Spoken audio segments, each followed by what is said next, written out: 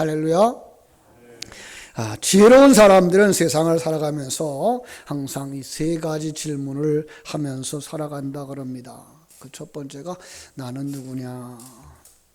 무엇보다는 나를 아는 것이 중요하다라는 이야기죠. 성도들의 자기인식은 무엇일까요? 나는 하나님을 닮은 하나님의 자녀다. 우리 한번 따라합시다. 나는 누구인가? 예, 여러분 그 답을 오늘 찾을 수 있기를 바랍니다.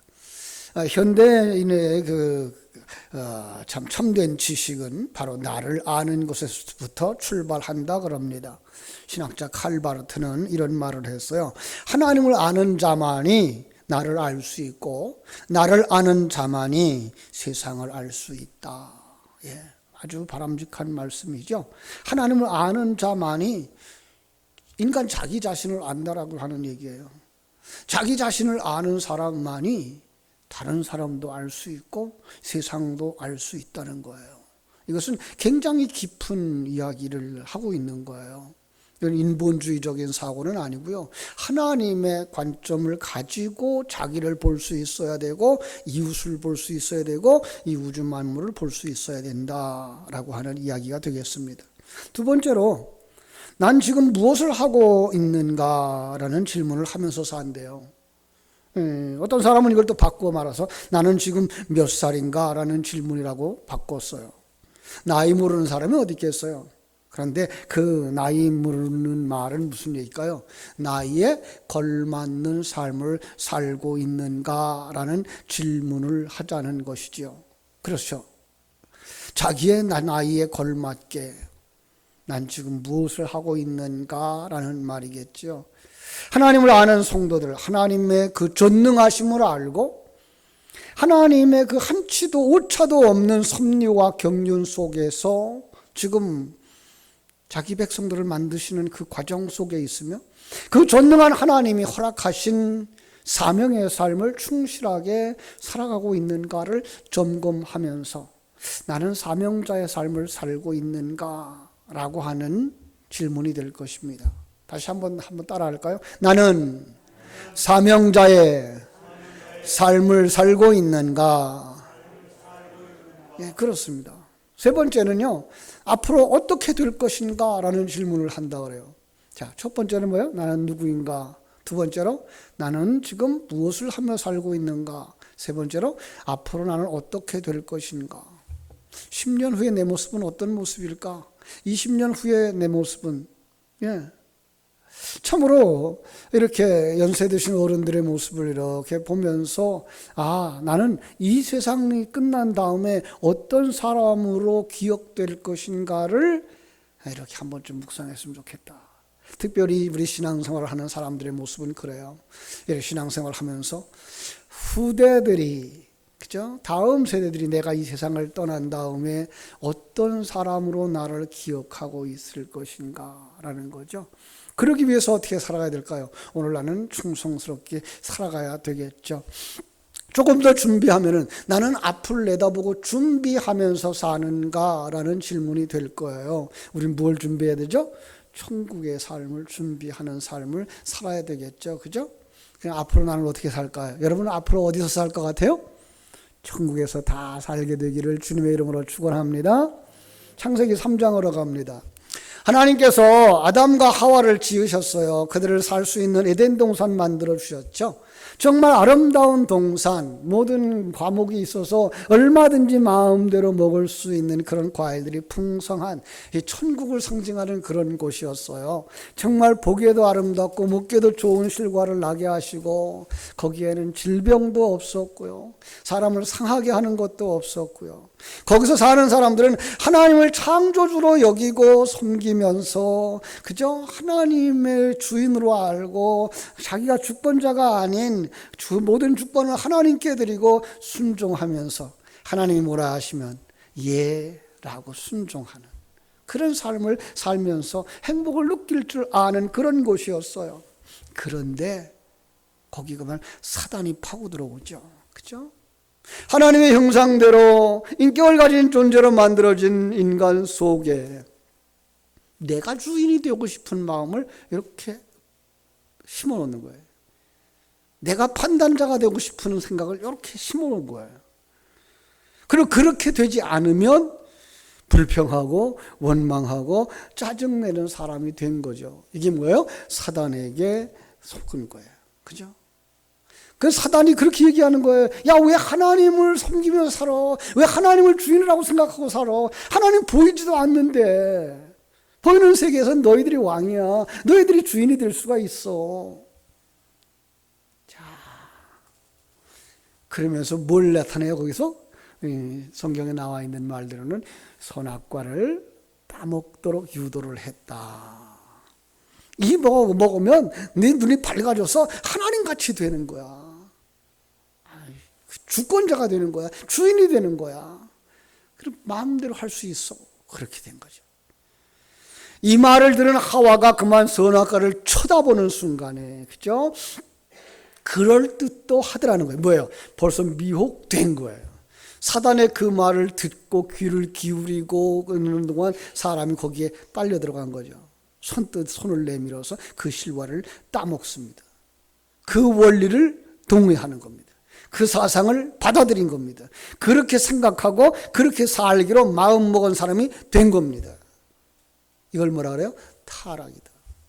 그렇게 살아가는 인생을 뭐라 그래요? 원죄를 가진 자다라고 말하는 거예요. 아담이 인간의 대표자로 불순종한 것이니까 우리 아담 안에서 타락한 자가 되었고 우리도 아담을 원망하며 살아가는 사람이 되어졌습니다. 그 아담 때문에 그래. 아담이 그렇게 선악과를 따먹지 않았으면 우리도 죄를 안 지었을 텐데, 이 생각도 사단에게 속아 넘어간 사람입니다. 사단이 넣어준 그 평가로다가 평가하는 겁니다. 여러분, 아담 때문에가 아니라요. 아담이 대표라고 하는 이야기는 아담이 타락한 것처럼 우리도 타락한 자들이다라는 걸 보여주는 그림인 거예요. 그러니까 성경 속에 있는 대표 원리는 바로 그렇습니다. 예수님이 우리의 대표자가 되어져서 십자가를 지고 죽으시고 장사 지내되어지고 부활되셨다라고 하는 말은 그래서 우린 가만히 있어도 구원받는 거야가 아니라 우리 모두 다 예수처럼 십자가를 지어야 되고 죽어야 되고 그리고 부활되어져야 하나님의 백성으로 완성되어진다라는 걸 보여주는 것입니다. 사람들이 거기까지 가지 못해요. 거기까지 가지 못한 사람들을 뭐라 그래요? 죄인이다, 타락한 사람들이다 라고 말하는 거죠. 그렇죠? 그래서 우리가 또 이제 성경 속에 있는 하나의 이야기를 우리가 가져오죠. 우리 사도신경으로 고백할 때 본디오 빌라도에게 고난을 받으사, 그렇게 얘기하면 뭐라 그래요? 본디오 그 사람 때문에 그랬어. 그 사람 나쁜 사람이야. 아니요. 그 사람은 바로 내가 그런 사람이구나. 내가 예수를 십자가에 못 박도록 허락한 죄인이었구나를 볼 수 있는 그림이 그려져야 되는 거예요. 이것을 깨달아 알 수 있는 사람은 자기가 죄인인 것을 고백하게 되죠. 어떤 죄인일까요? 우리들은 하나님의 말씀에 불순종했던 죄인들, 그죠? 하나님을 왕으로 인정하고 주인으로 인정하지 않고 살아왔던 인생들, 하나님을 떠나서 탕자처럼 하나님을 떠나서 내 마음대로 살려고 하는 죄인들. 그런데 그걸 갖다 성경은 뭐라 그래요?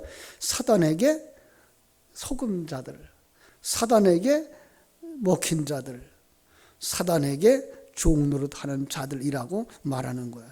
여러분, 거기에 머물러 있으면 어떻게 될까요? 그냥 죄값으로 지옥에 가는 거예요. 그렇죠? 그런데 하나님께서 우리를 그 속에서 건져주신 줄로 믿습니다. 오늘 본문으로 옵니다. 자, 오늘 본문 출애굽기 12장에는요, 우리가 잘 아는 이야기죠. 이 출애굽기의 배경을 잘 아시는 거예요. 이스라엘 백성들이 가나안 땅에 살다가 요셉이 먼저 가죠. 요셉이 노예로 팔려가요. 어디로 가요? 애굽으로 내려가요. 그리고 7년 풍년과 7년 흉년을 통해서 이제 이스라엘 야곱과 야곱의 자손들이 이제 애굽 땅으로 들어가죠. 거기 들어가서 총리가 된 요셉의 도움으로 말미암아서 고센 땅에 자리를 잡고 번성하며 삽니다. 400년 동안 오랜 세월 그렇게 살면서 성도들이, 그 백성들이 늘어났어요. 그런데 그 땅의 총리가 바뀌어집니다. 임금이 바뀌어집니다. 그러면서 뭐예요? 배경도 바뀌어지는 거예요. 그걸 바로 타락한 세상, 이렇게 묘사를 하기 시작하는 거죠. 그리고 거기서 살고 있는 사람들은 세상에 들어가 살고 있는 하나님의 백성들, 이렇게 그려주는 거예요. 자, 그런데 하나님의 백성들을 하나님께서 어떻게 하시려고 그래요? 출애굽시키려고 계획하시는 거죠. 그래서 모세를 보내는 거예요. 모세를 보내서 바로와 대적하게 하죠. 바로와 싸우고 그 속에 있는 하나님의 백성들을 건져내게 하시는데 말을 들어요, 안 들어요? 말을 안 들어요. 왜요? 사단이 하나님의 사람들을 놓아주지 않는 모습 그대로인 거예요. 바로가 이스라엘 백성들을 놓아주지 않는 거예요. 그들의 입장 그대로 생각하면, 아니 노예가 되어져서 그들의 종이 되어져서 그 부분을 잘 감당하던 그들을 놓아버리면 그 일을 누가 해야 되겠어요? 자기들이 해야 될 거 아니에요. 그러니까 그 일을 안 놓아주려고 그러는 거죠. 그래서 하나님께서 그들을 건져내게 되는 그 경쟁 속에서 어떤 것이 일어나요? 10가지 재앙이 일어나잖아요. 10가지 재앙. 그런데 한마 둘 재앙이 그 땅에 내려와도 그 재앙을 겪을 때만 아이고 놔줘야 되겠구나, 아이고 안 되겠구나 라고 생각하지, 계속해서 그들을 묶어두고 있는 거예요. 나중에 항복하지 않자 하나님이 내려준 그 비결이 뭔가 하면 10번째 재앙, 장자들을 죽음으로 몰아넣는, 장자들을 생명을 뺏어가는. 자, 그런데 하나님의 백성들에게서는 거기서 살아나는 비결을 주십니다. 그죠? 그게 유월절 어린 양이에요. 첫째 달, 그들이 말하는 정월달, 19달 양을 잡는데 열흘날부터 양을 선택합니다. 열흘날 그들 가족 수에 적합한 양이요, 함께 먹을 수 있는 그 흠과 티가 없는 양을 택하게 하고 나흘 동안 그 가족들과 뒹구르면서 하나가 되게 합니다. 애완용 동물처럼 말이죠. 요즘 사람들이 애완용 동물들을 얼마나 가까이 하는지 몰라요. 애완용을 키우면서 뭐 자식같이들 키우더라고요. 완전히 자기처럼 키워요. 그래서 참 그러면서도 그랬으면 좋겠어요. 그 애완용 동물이 죽는 걸 보면서 나도 언젠간 죽겠구나. 그럼 난 죽으면 어디 갈까? 그거 생각했으면 좋겠어요. 그럼 이쁘다고 키우다가 죽으면 슬퍼하는 걸로 끝나지 말고 그걸 보면서 인생도 한 번은 이렇게 가겠구나. 간다면 어디로 갈까? 내가 지옥으로 가는 건 아닐까? 그렇다면 나는 지옥까지 않기 위해서 천국에 가려면 어떻게 해야 될까? 그것 좀 깨달았으면 좋겠어요. 마치 이번에 코로나19로 전염병으로 말미암아서 많은 사람들이 곤란을 겪으면서 사단이 이렇게 우리 속에 들어오는구나. 어떤 사람이 사단에게 노예화되어진지도 모르고 살아가고 있는구나 라고 하는 것을 깨달아 알았던 것처럼, 더군다나 거기서 나올 수 있는 건 자기의 힘이 아니고 세상의 어떤 것이 아니고 자기 속에 있는 하나님의 생명, 하나님이 주시는 그 면역력으로만 이길 수 있는 거구나 깨달아 알았던 것처럼, 이 애완용 동물을 키우는 사람들이 그걸 좀 배웠으면 좋겠어요. 나흘 동안 정이 들었어요. 여러분, 이 애완용 동물들을 가까이서 키우고 예쁘게 키워보시는 분들은 알겠지만 방에서 같이 키우고 먹고 자고 했으면 얼마나 정이 들었겠어요. 그를 19날 자기 집 문간에서 잡는 거예요. 피를 내서 문의 그 좌우에 있는 기둥에다 바르고, 그리고 문 인방에다 바르고, 그러면 문간 전체가 다 피범벅이 되겠죠? 그걸 그려주는 거예요. 그리고 그날 저녁에 집 안에서 그 양의 살을 나누어 먹는 거죠. 자, 여기서 오늘 설교 제목을 가지고 왔어요. 어린 양의 피와 살이라고 하는 이야기죠. 그죠? 이 양을 잡는 사건 속에 하나님의 구원의 이야기가 다 들어가 있더라는 거예요. 그 양을 택한 것, 바로 그건 하나님이 우리 위하여서 독생자 예수 그리스도를 택하여 보내신 걸 보여주는 거예요. 마치 하나 되어진 것처럼. 독생자 예수 그리스도, 흠도 없고 티도 없는, 세상 사람들이 말하고 있는 그런 죄도 없고 하나님이 말하는 그런 죄도 없는, 죄 없으신 예수 그리스도를 이 땅에 보내주셔서 우리와 하나 되게 하시는 거예요. 그래서 예수님이 이 땅에 오셔서 30여 년 동안 이 세상에서 같이 살면서 우리와 똑같은 인간이구나. 아니 더 나아가서는 우리 예수님이 우리 인간을 다 체휼하시도록 하나님이 역사를 하신 거죠. 그리고 십자가에서 못 박혀 죽으심으로 말미암아 내가 죽어야 하는 대신에 예수님이 죽으시는 모습을 보여주신 거죠. 이 출애굽기에서는 그것을 어떻게 말한다고요? 어린 양, 그 정들었던 어린 양, 그에게 내 죄가 전가되어지고 내 죄를 짊어지고 그 어린 양은 어디예요? 내 집 문간에서 죽는 거예요. 피를 흘리고 죽는 거예요. 그리고 그 살을 아낌없이 우리를 위해서 다 주시는 거예요.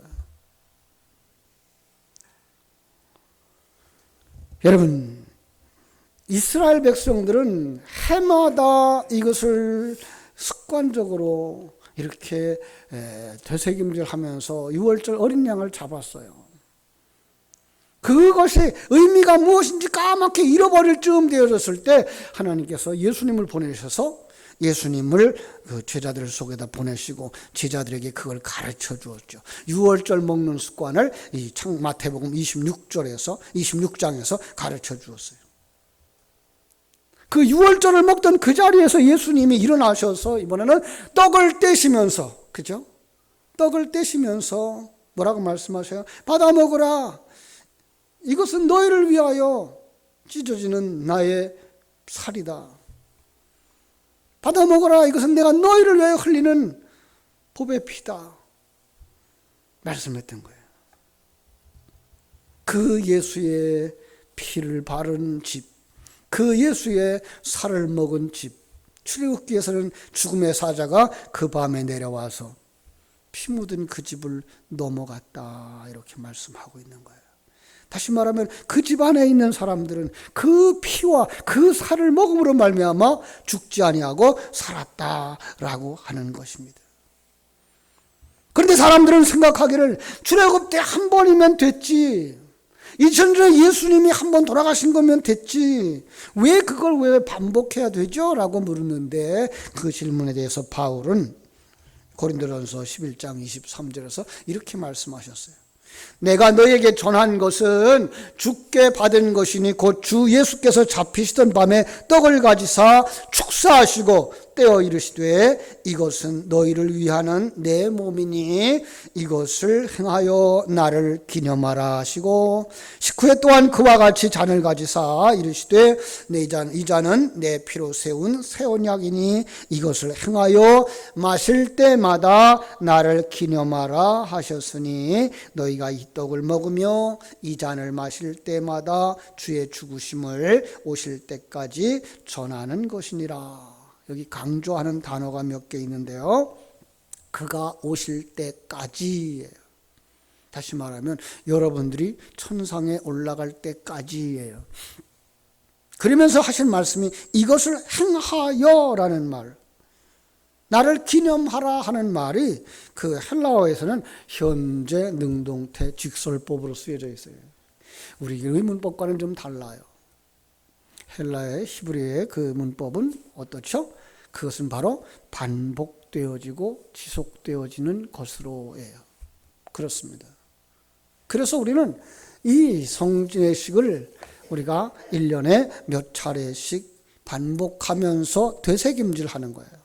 마치 우리가 어제 먹었던 밥을 오늘 또 먹고 또 어제 마셨던 물을 오늘 또 마시는 것처럼 우리는 이렇게 절기 때마다 성찬식을 참여하면서 예수의 살을 먹고 피를 마시는 것이었어요.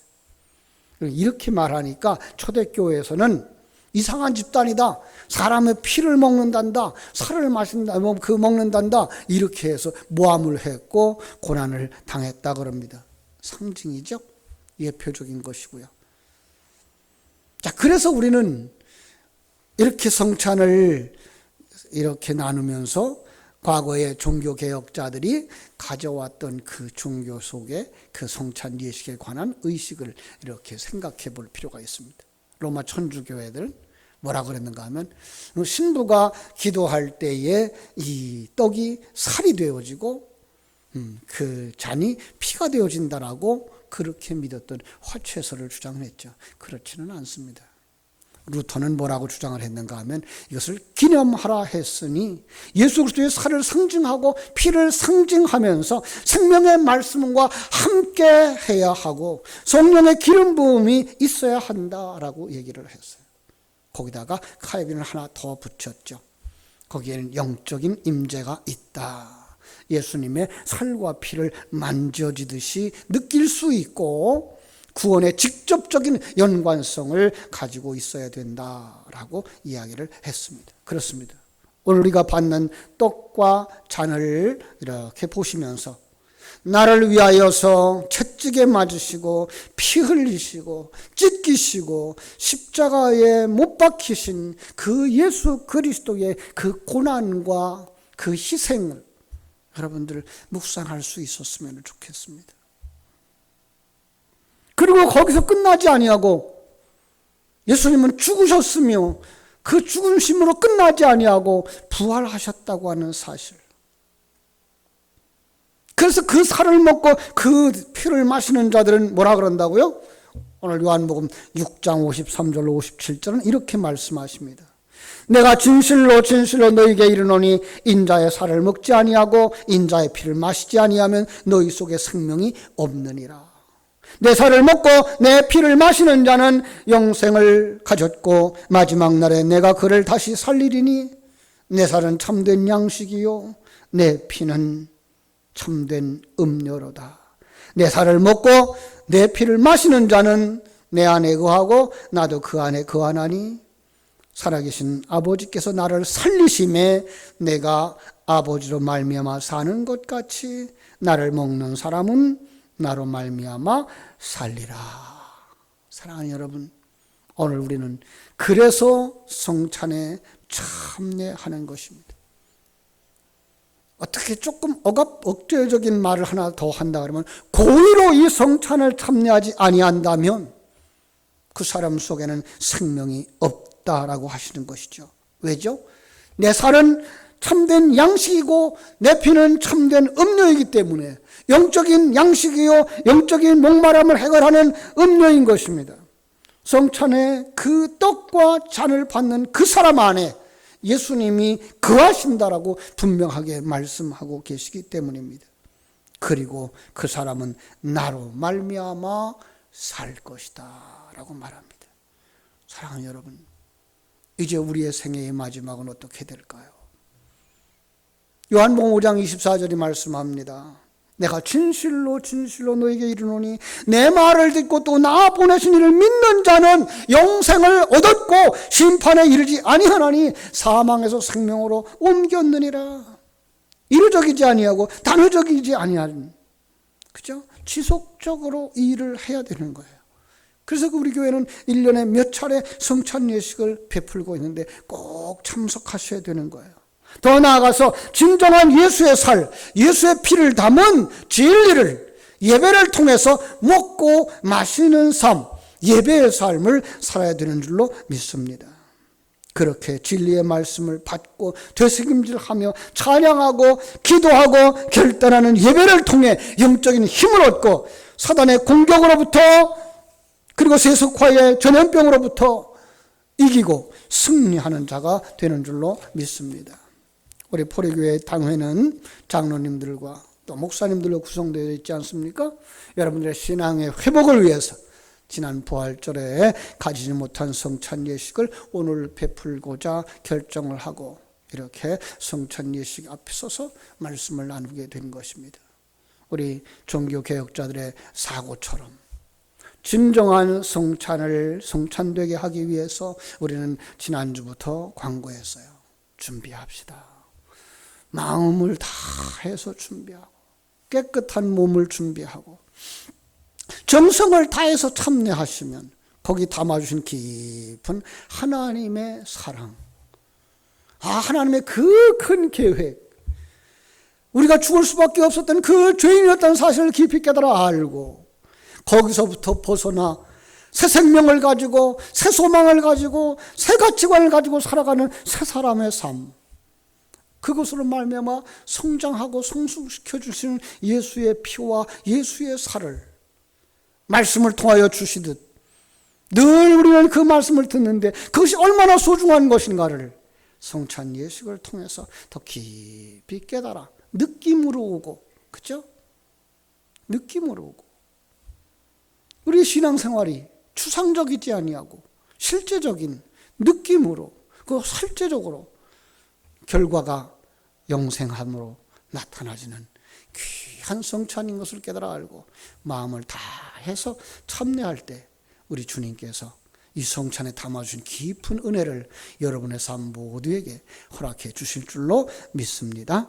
우리 포리교회는 총회의 결정을 따라서 세례받지 않는 분들은 참여하지 않습니다. 아직 세례받지 못하신 분들, 그리고 이제 마음속에 꺼리끼는 죄가 있다고 생각하시는 분들도 이제 참여하지는 않습니다. 그러나 정말 내가 세례교인이라는 사실, 내가 하나님의 자녀라는 사실, 물론 내가 죄인인 것을 고백하며 회개한 사람이라면 한 번도 빠짐없이 타교인이라도 괜찮습니다. 똑같은 예수 안에 있는 사람들이라면 성찬에 다 참여하는 것입니다.